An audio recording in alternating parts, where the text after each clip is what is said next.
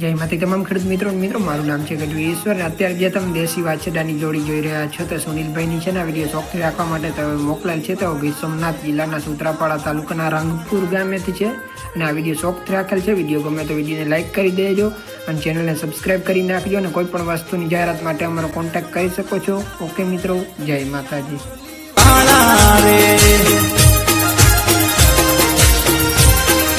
હે તમે દશમાના જાયા રે કાનુડા મોહડી વાળા રે એ લાગો તમે વાલા વાલા એ લાગો તમે વાલા વાલા